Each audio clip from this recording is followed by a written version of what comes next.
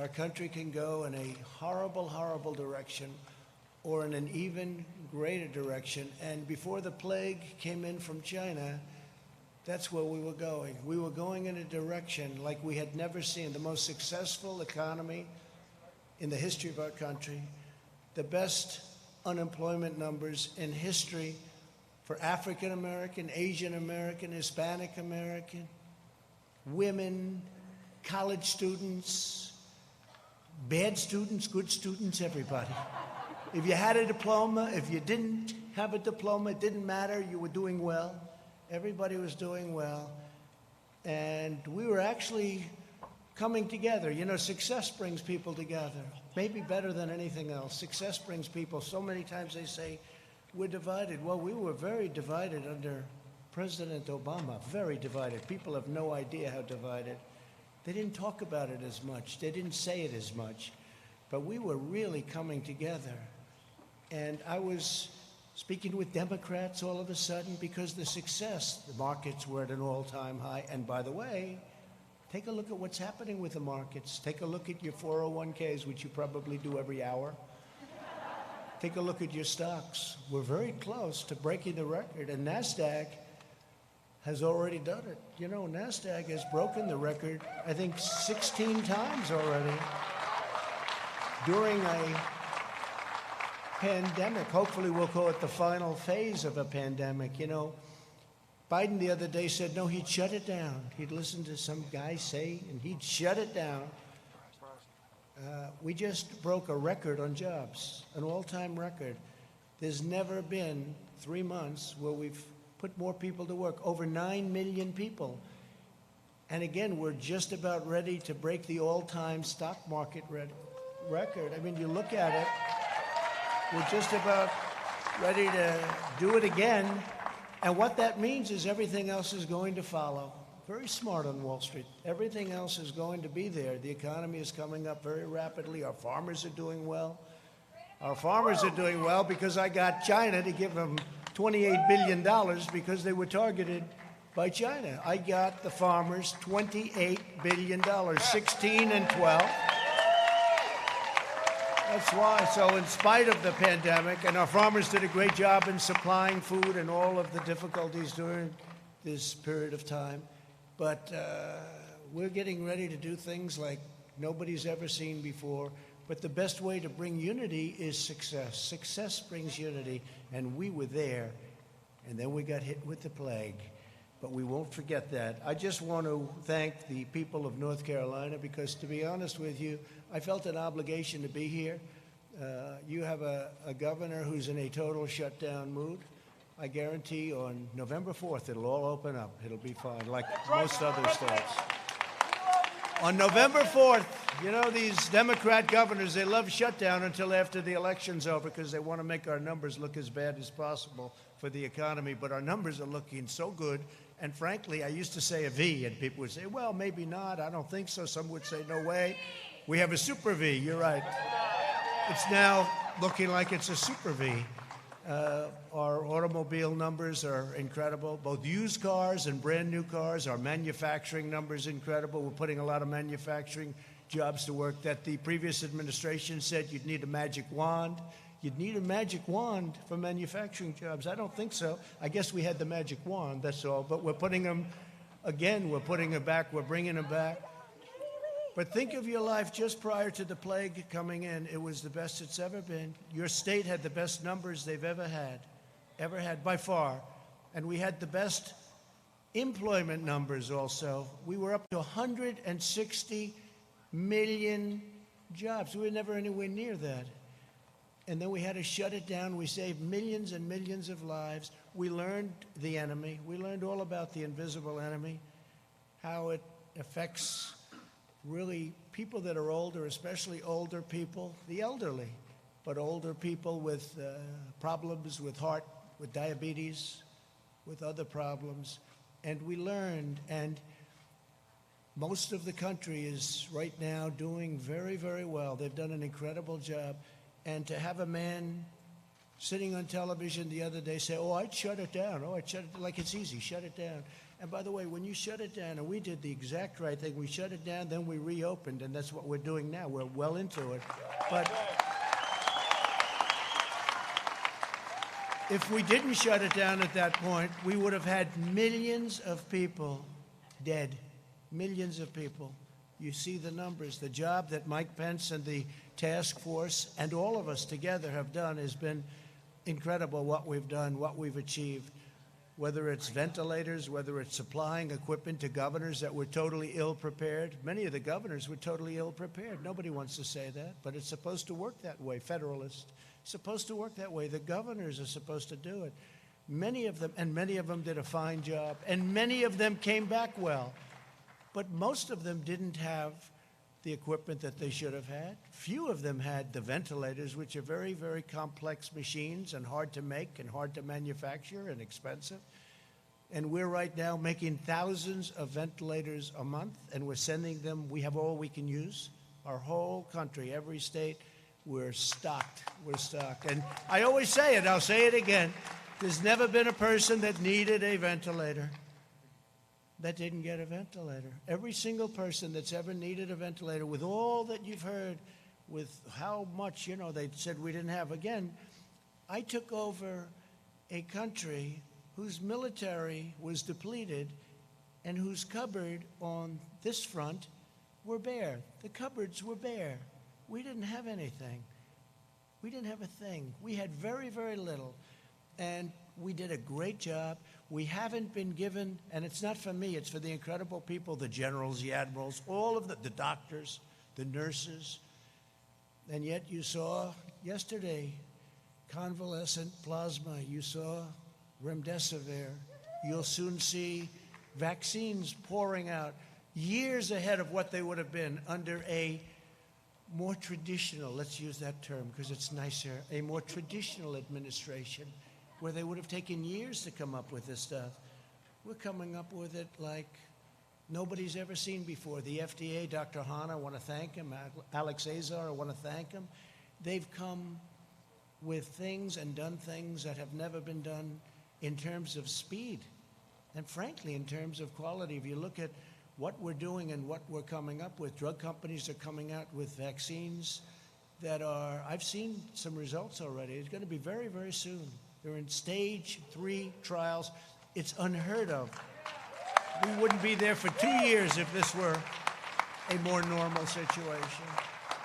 So I just want to thank everybody for being here. And again, I felt an obligation to come to North Carolina. It's been a place that's been very good to me. We won a lot of victories here. I haven't been doing this that long, but I won every chance I had in North Carolina. I even stole a great chief of staff, Mark Meadows, right? I stole him from North Carolina. And he left Congress as a very popular guy. Could have been there for a long time if he wanted, and he came in. And by the way, you have a fantastic young gentleman going to take his place. He's a fantastic young guy, and he's going to be a real star in the party. He's going to be a real star in the party. So I just want to thank everybody from North Carolina. And I do want to show a little bit of a difference, because another state that's been very good to me is Wisconsin. And Joe Biden was going to have their convention in Milwaukee. And they didn't go there at all. They didn't do this. We did this out of respect for your state. We didn't do this for any other reason other than respect for the state of North Carolina. Because we said we wanted to hold our convention in North Carolina, and I think you're going to remember that, frankly, on November 3rd. We wanted to hold our convention in North Carolina. So I did that out of respect. And if you had a governor that would have let us have some people. He actually told me this. We had an arena that holds 19,000 people. It was totally jammed, sold out. Every hotel was full, everything. And I called him. He said, but we have a shutdown going on, and according to the rules and regulations, now this is 19,000. He did say it. I don't think he'll deny it. But he said, according to the rules and regulations, the most people you're allowed to have in that room, meaning that arena, he viewed it as a room, is 10 people. I say, so Governor, so I'm at 19,000, you're at 10. Can we work something in the middle? And it didn't sound too good. So we really had no choice. It was a terrible thing, but I felt so badly because you could have, economic development money, all of the things that happened.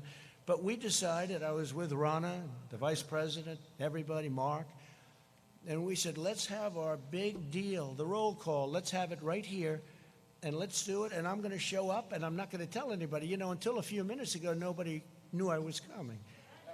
Right? Nobody knew I was coming. So, but what's more important than the roll call? You're the ones calling it. So what's more important? So, and I have to tell you, we're going to do a lot of things. I'm just going to go over very briefly because we're going to make a speech on Thursday night. I hope you're all going to be listening. I hope, because I came in and I'm on Air Force One, and Air Force One has more televisions than any plane in history. They've got them in closets. They've got them on ceilings, floors.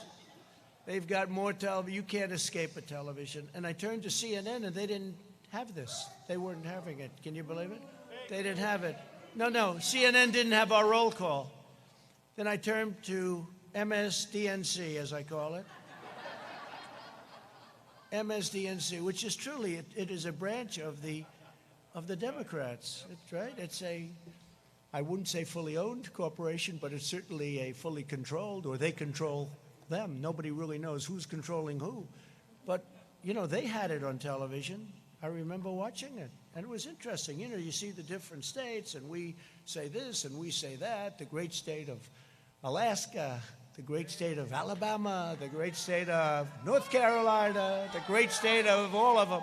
And it's very interesting to me. They had theirs on, but they didn't show it. Instead, they're showing the scam because they're trying to show the post office so that when their whole mail-in thing fizzles, they'll try blaming it on the post office. Okay, so they're showing these hearings that are very boring, actually. And they're not showing this either. They weren't showing this. And Fox had it on, but unfortunately Fox wasn't showing it too much because they had the announcers talking. I said, I want to hear what they're saying. The delegates, I want to hear what they're saying. So I think we had to switch over to C-SPAN or to OAN or somebody. But I wanted to hear them. But I can promise you, a few things. Number one, we will not be taking the word God out of the Pledge of Allegiance, okay?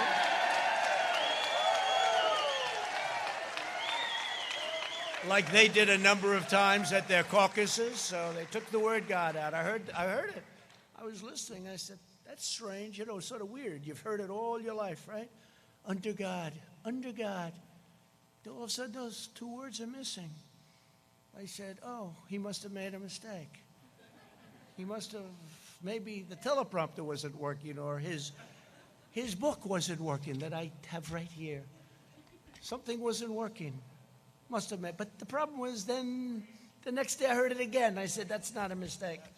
That's pretty, and then they immediately went into a mode. No, we didn't mean that. No. We didn't say it for the convention. We didn't say it. No, that's where they're coming from. You can say it or not say it. That is where they're coming from. Just like with energy, they don't want energy. Not working well in Texas, by the way. I just looked at a poll. And by the way, it just came out that we have received 51% in the big and very important Rasmussen poll, and my numbers actually went up during the Democratic National Convention, 51%. So think of it.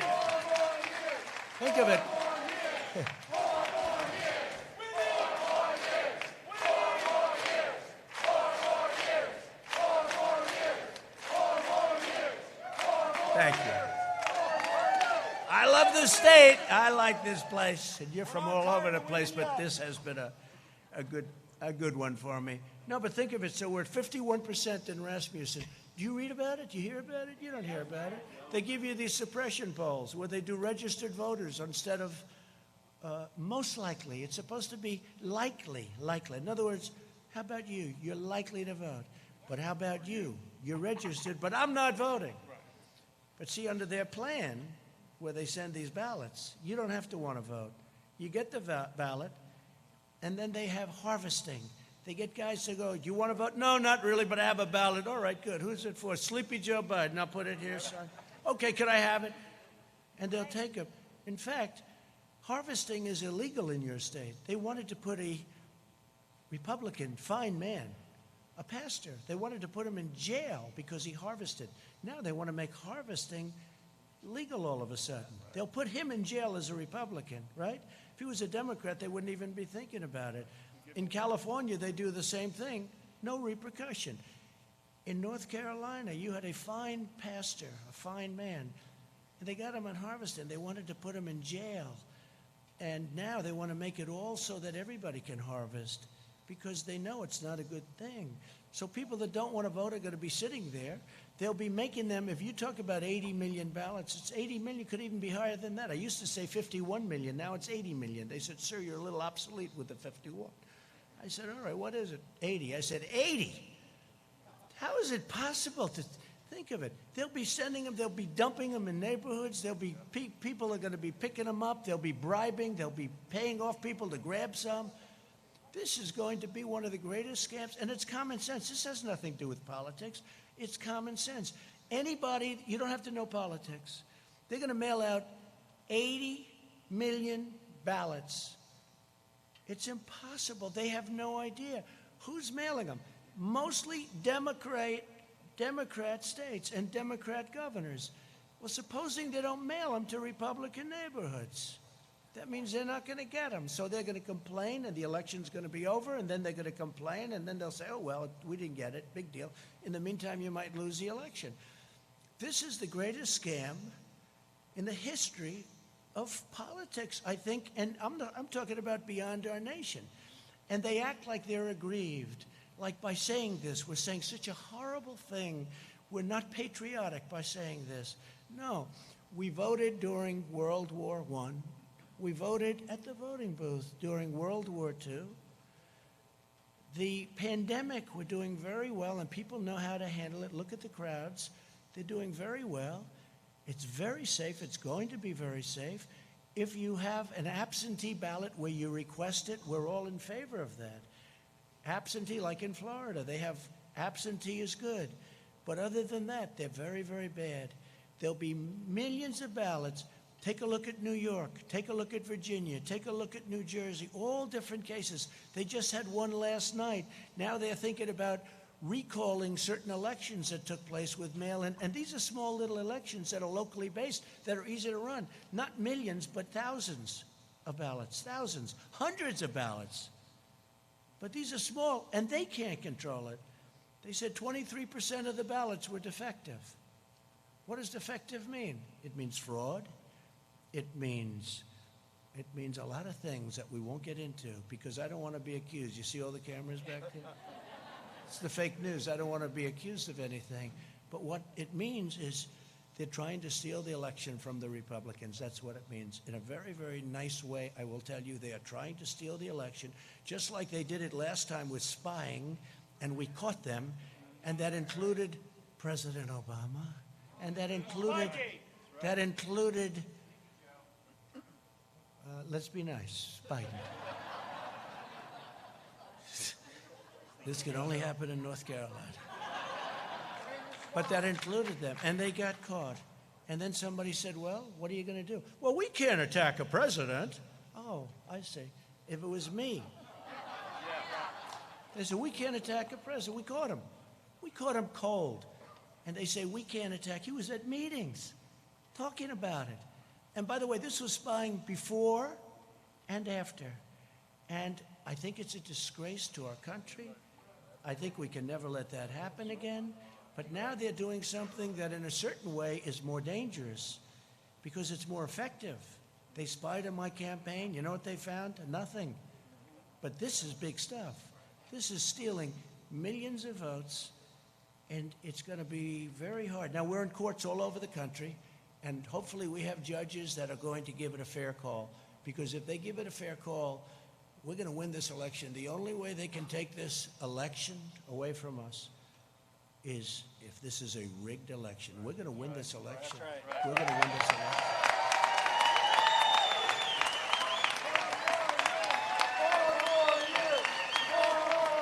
I'm just saying we cannot have these live, we call them live, some people call them universal. I like the word live. These live mail-in ballots sent to everybody, including mostly people that never asked for them. Think of it. You're sitting there, you get a ballot.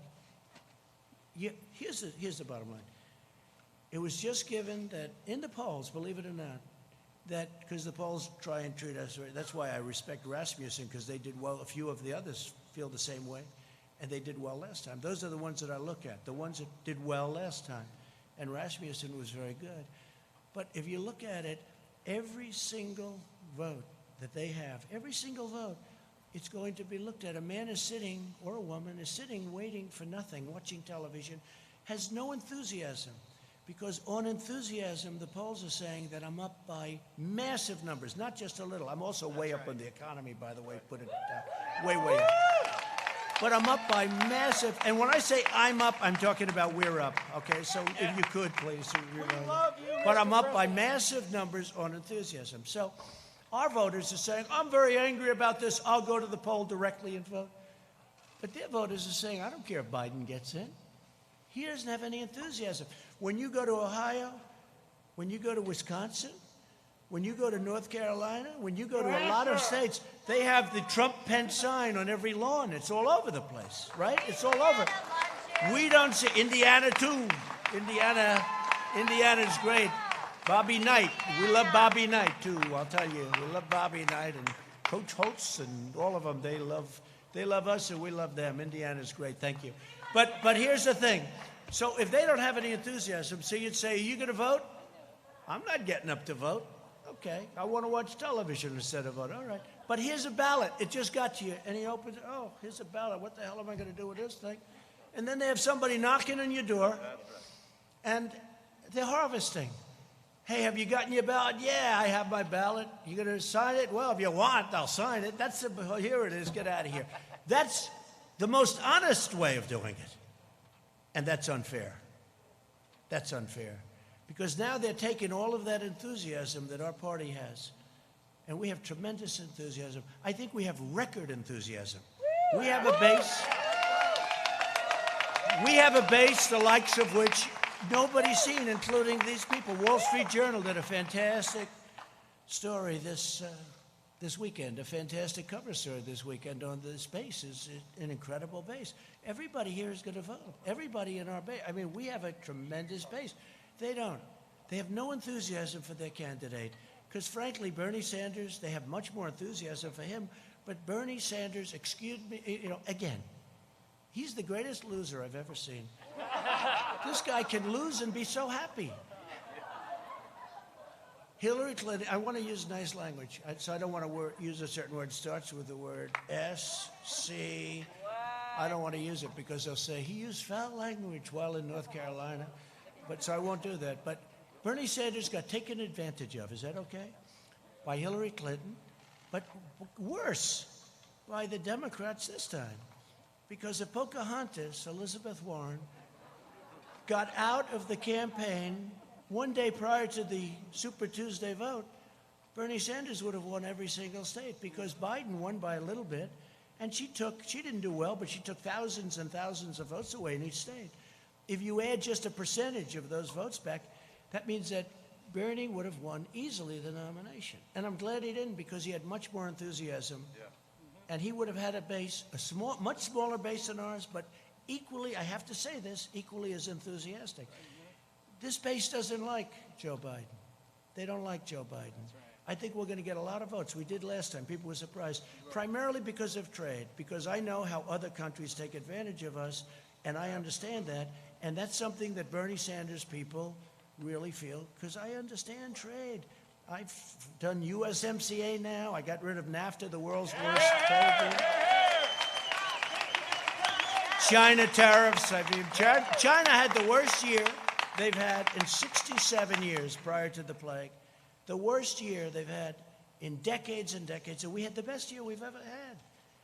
But we took in billions from China. We never took in 10 cents from China. Never took in 10 cents. They took China for 25 years, and not only Obama, for 25 years, China was taking in anywhere between 200 billion with a B and $550 billion from the United States. I give them all the credit, number one, for being smart and outfoxing all of the people that stood here and their representatives.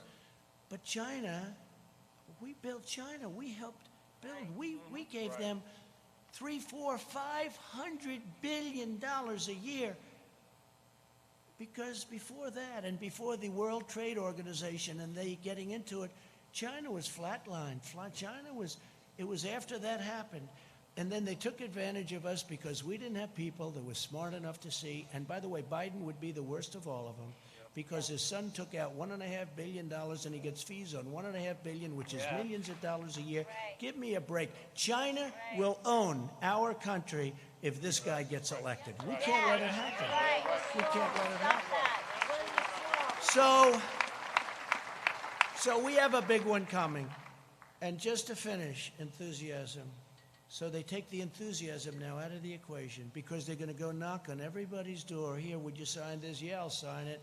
Nobody knows who the hell is signing it. And they now want to have it where the signature doesn't have to be verified. No, that's right. The signature doesn't have to be verified. And then they're going to play the game that we're not patriotic. What they're doing is using COVID to steal an election. They're using COVID to defraud the American people, all of our people, of a fair and free election. And we can't do that. And don't let them give you the post office stuff. The Postal Service, they do a great job. Lose a lot of money. I've said if they charged Amazon and these companies doing that a couple of dollars more a package that Amazon has to pay, not the customer. You know what would happen? Post office would start doing very well, thank you. Amazon dumps all the packages. Why should we deliver it? We'll let the post office do it, lose a fortune. So if they charged Amazon, now, of course, he owns the Washington Post, so when I get bad stories in the Washington Post, I wonder why, right? I wonder why. But I just tell it like it is, right? I tell it like it is. We've accomplished more during the first 3.5 years of this administration than any president in the history of our country. And I'm not even getting, pushback. I've been saying this for 2 years, for 3 years. I used to say it for 2 years, for 3 years.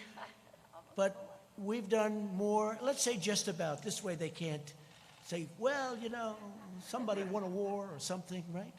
No. We've accomplished more than just about any administration in the history of our country. We've secured our borders. We've built our wall, which will be finished very shortly. We brought back manufacturing jobs. We've defeated the ISIS caliphate and killed al-Baghdadi. We also killed the greatest, biggest terrorist, maybe of them all. Soleimani, we killed Soleimani, right? And al-Baghdadi. We appointed 300 new judges. By the end of the first term, we will have appointed 300. It's an unheard of number. That's because President Obama was very nice and he gave me 142 openings. And historically, you get no open. When you become president, first question you say, how many judges? They'll say, none, sir. Because the other previous president, they want to, it's a very important thing, federal judges. So I've appointed, we will have appointed 300, could be even more than that by the end of the first term. And I sat down, first day I said, how many judges do I get to appoint? They said, sir, 142. I said, 100, because you know what? He thought that Hillary was going to win. Right? And the Republicans did not make it easy, let's say, but if you have enough time, there's not much anybody can do about it. We ended up with 142 judges, and then we've added many, many, and we're going to end up with 302 great Supreme Court justices. And remember this, I'm saying that I'm demanding, actually, a list. Let Biden put up a list of the judges he's going to appoint, that he'll take them out like I did. I had 25, and we're going to take it out of that list. And we're going to be announcing a list over the next couple of weeks with the judges that we had, plus we might add a few more, so you know exactly where we stand. He can't do it because he would appoint, it's not him, he has no choice. The radical left will demand that he appoints super radical left, wild, crazy justices going into the Supreme Court. Your American dream will be dead if that happens. It'll be dead. And by the way, the next president, so I've had two. Some presidents have had none. I have had two in a relatively short period of time. But I will tell you that the next one could have 2, 3, 4, and even 5. The next president. This is so important. This is so, whether you're talking about life, whether you're talking about Second Amendment, whether you're talking about military, this is so important. We have to do this. We have to win this election. But we brought back manufacturing. We rebuilt our military. We wiped out ISIS. I mean, think of it. When I came, ISIS was all over Iraq. The prime minister of Iraq was in last week, and he said, I want to thank you for defeating ISIS. I said, now, are you talking about me or the United States? You. Because when you came into office, it was a mess. They were all over Iraq and Syria, and you defeated them, sir. I said, good. Tell that to the media, please. Would you do that? And he said, I will, so let's see if he does. But we passed the biggest tax cuts and regulation cuts in the history of our country.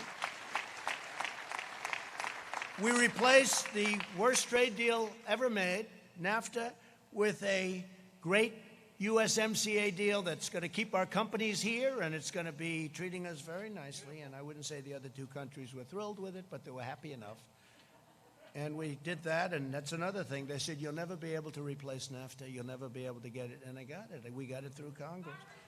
We fixed a lot of our broken and bad trade deals. We're getting $40 billion now from Japan. We fixed a horrible deal that was made with South Korea. Remember, I was a Hillary Clinton special. She said, this will produce 250,000 jobs. And she was right, except unfortunately the jobs went to South Korea, not to us. Okay? She said it would produce 250,000 jobs, and it did, to South Korea. And we stood up to China like nobody's ever stood up between the tariffs and the trade deal, which now, don't forget, when I made that, the ink wasn't dry before the China virus poured into our country, right? The ink wasn't dry. So I view that differently than I would have, because it's done very well. Last week they had the largest order of corn, the largest order of soybeans. They're doing things, they're very smart. A lot of people, because they see my attitude, a lot of people would say, we're not going to order. They do just the opposite. I got a call last week, sir. In fact, Sonny Perdue is here, the great Sonny Perdue, Secretary of Agriculture. He's here. There he is. Is that right, Sonny? I got a call. They ordered it was the largest order of corn in the history of our country. Twice. The largest order of corn, the largest order of soybeans. So here's how smart. Somebody else would say, running some country, they'd say, well, we're not going to do business with him. He's not saying nice things about it. China's very smart. Instead, they order more corn than we've ever thought possible, right, Sonny? Order more soybeans than we ever thought possible. And now I have farmers calling me up, sir, we love China very much. Please don't be too tough on them, please. It makes it very difficult, Sonny, right? We do too good a job sometimes. We've achieved American energy independence, and we're now #1 in the world by far.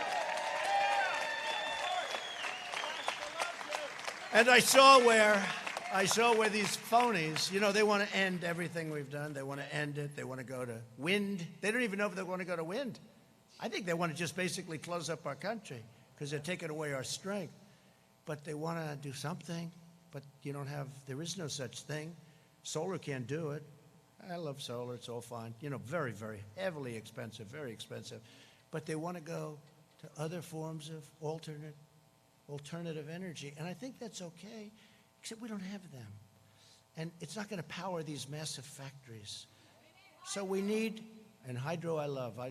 It's one of my all-time favorites. Hydro I love, I have to tell you. That's the great dams. You don't see that too much. You know why the environmentalists say you can't build a dam there?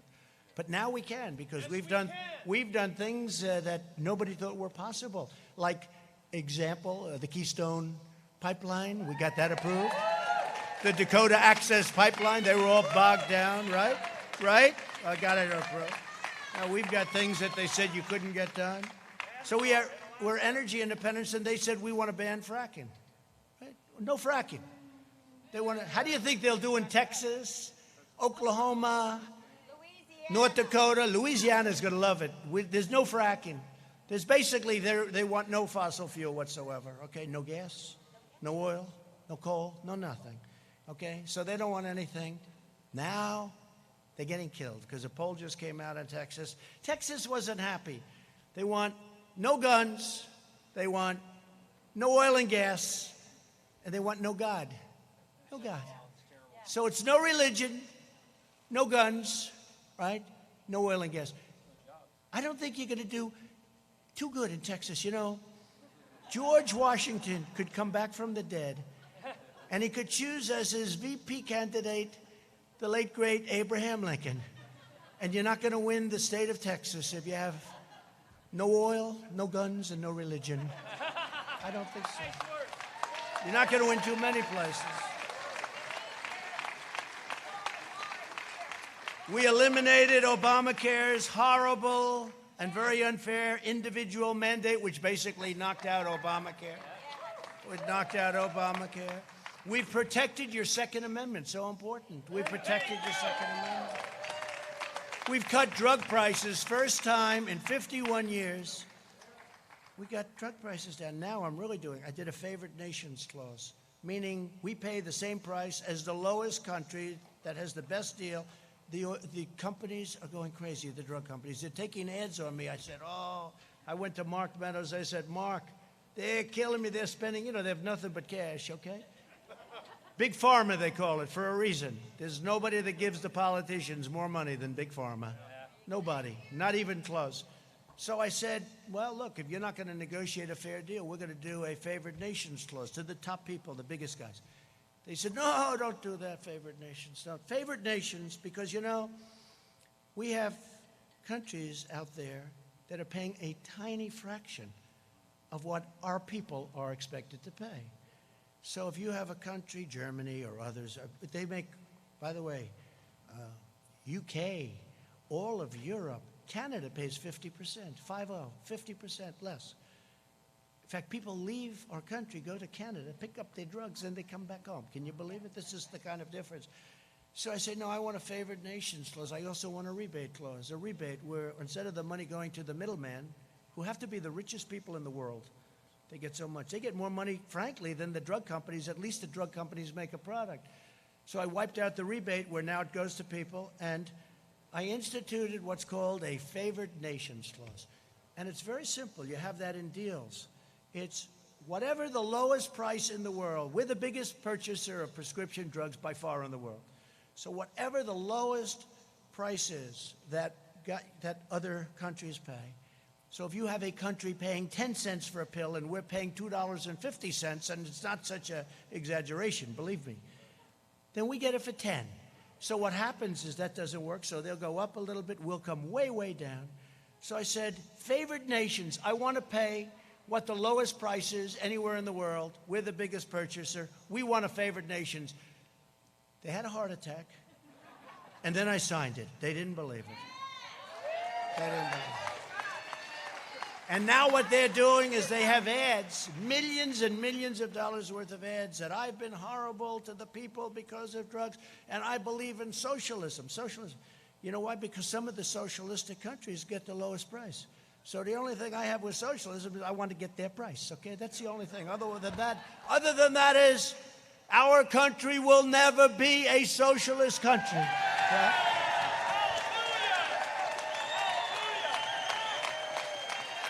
So we cut drug prices, and you could get cuts. You could get cuts.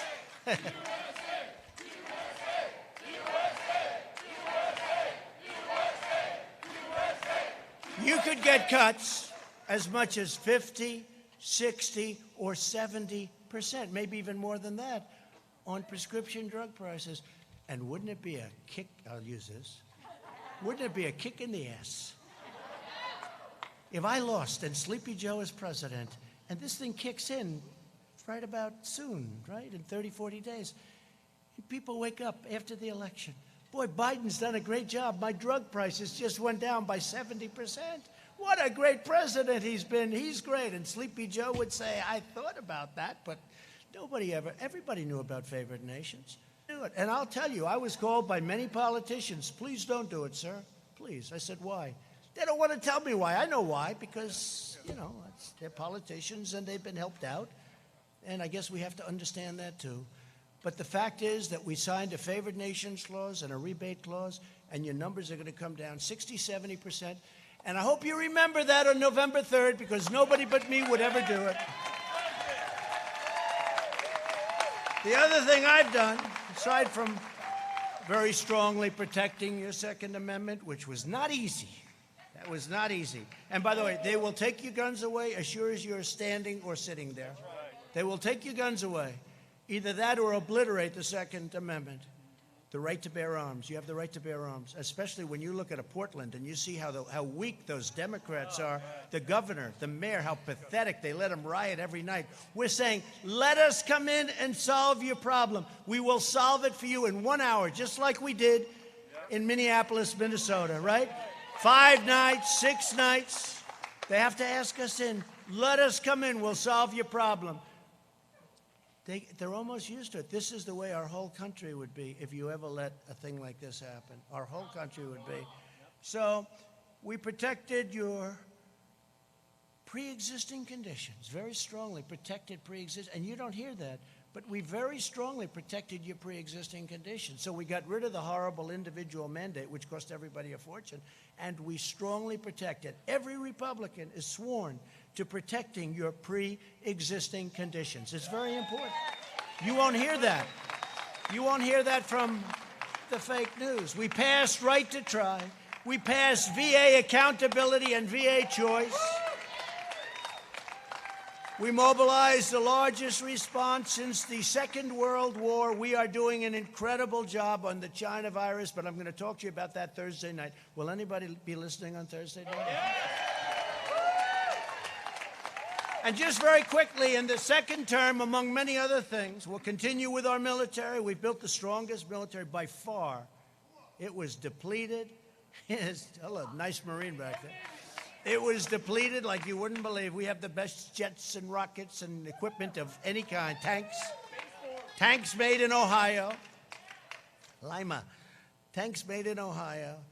So we're going to create 10 million jobs, I think very easily in the first 10 months. They want to raise your taxes. All my life I've heard as a politician, you like to lower taxes, right? This is the only election where somebody said, we're going to raise your taxes. They're going to raise your taxes, quadruple your taxes. They're going to add on to the regulations so that all of these projects that we got started that are great projects, they won't be able to get built. So they're going to raise your taxes. They're going to raise your regulations, make it impossible to build a highway. It used to take 17 years, 18 years, 20 years, 21 years, long time in some cases, to get approval to build a highway, right? We have it down to 2 years now. We're going to have it down to 1. And it may get rejected for environmental or safety reasons, but we're going to know it very quickly. We're not going to take 17 years.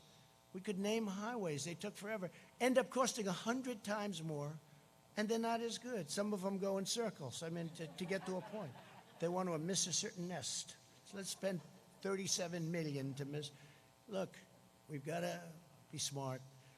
We've got to be smart. We've got to win an election. Also, we're going to create tax credits for companies that bring our jobs back from China and other countries and impose tariffs on countries that take advantage of the United States. And they've been taking advantage of us for years and years, and I've already done it in certain cases. We have countries that tariff us and we don't tariff them. So they tariff us. It's very simple. It's called reciprocal. They tariff us, we tariff them. That's right, President. Thank you. We are going to fully fund law enforcement and hire more police.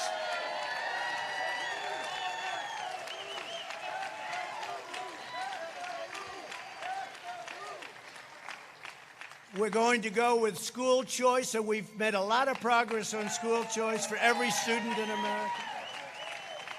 We're going to continue to expand opportunity zones. There has been nothing better. Don't forget, it was us together, that got criminal justice reform done. The greatest thing for the black community, African-American community. They came and they said, we can't believe it. Obama didn't even try.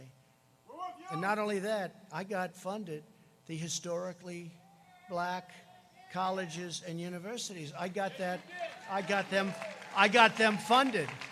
They weren't funded. They were year to year. They didn't know if they were going to be around for another year. And they'd come in to the White House, and after 3 years, I said, why do you guys keep coming back? Well, it's a year-to-year deal. I said, that's not fair. So you have to come back every year. And we got them long-term financing and long-term funding. Nobody's done more for the historically black colleges and universities than Donald Trump. Nobody. Nobody's done more for the African-American community. No president has done as much as anybody since Abraham Lincoln. It's true. It's true. Criminal justice reform, opportunity zones with Tim Scott of South Carolina. He's a great senator. He's a great gentleman. Tim Scott is fantastic. Opportunity zones. But think of it, criminal justice reform, opportunity zones, the colleges and universities. What we've done has been amazing. But the most important thing is, prior to the virus, the greatest job numbers in the history of the African-American community, the Hispanic community, and the Asian, as I said. So I just want to thank everybody. We're going to get rid of our sanctuary cities as soon as we can so that they don't protect. We put NASA back in action. NASA had grass growing through its runways. It had grass growing through the cracks of its runways. It was closed, essentially just a disaster. Now it's the #1 space center anywhere in the world by far. You saw the ships going up. And for some reason, a lot of rich people like rockets going up. And so we say, let's lease them our beautiful launching areas and let them send all the rockets. Let them pay for it. But we'll be landing on Mars. We're going to the moon. We're going to Mars. We'll be the first on Mars. Let's see if that happens. We have to do it. If we're here, it's going to happen. If somebody else is here, probably not. But I just want to, again, thank you from the bottom of my heart. You're incredible warriors. You have incredible strength. You have unbelievable intelligence and patience. It's a combination of both. I don't know which is greater, the intelligence or the patience, but let's assume it's the intelligence, okay? But I have to tell you, I think we have the greatest base of support anywhere, at any time, any election, and people are starting to find that out. They found it out in 2016, and I will be honest, this election, I believe we have far greater enthusiasm in this election. That's right. And we had a level that was a record because they still don't believe what happened. They said, where are all these people coming from, right? We love you. People that were great Americans that never voted, but they were great because they didn't like who they were watching or looking. People were great. They didn't vote.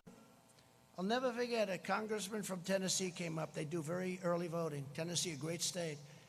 And they had just started voting, and I was in Pennsylvania making a speech, and he said, sir, I don't know, I can't speak for anybody, but I'm from Tennessee, and I've been doing this for a long time. He said, I've never seen anything like it. People are coming from the valleys and the hilltops, and they're coming from the cities. They're coming from all over. I never said they're coming out of the rivers. They're coming along those beautiful war fields that we have. They're coming from everywhere. Sir, I've never seen anything like it. But if other states are like Tennessee, you're going to win this election. He was the first one to say it. He was the first one. They came from the mountains. They came from everywhere. He said, I've never seen anything like it. And people that be having Trump Pence and the hats, these are people that never were political people. They never wore a pin in their life having to do with politics. It's been an incredible experience for me. It's been an incredible experience, I think, for everyone. And I'll tell you what, next year is going to be it's going to be a great, great year. It's going to be a year of tremendous success. We're fighting off this horrible thing that was delivered by China, and it was by China, and we're never going to forget it, and I let them know. We're never going to forget what they did. Because you know what? We're going to do great economic last year in the history of your state, but we're going to do better economically than we did last year. But we can never forget the 175,000 people, which will go up. Remember this, though. we saved millions, because if we didn't move, and if I didn't put the ban on highly, heavily infected people coming to our nation from China, that everybody told me not to do, months later they were saying we shouldn't, and then they all either apologized or admitted it was right. And Europe, I did Europe too, very early.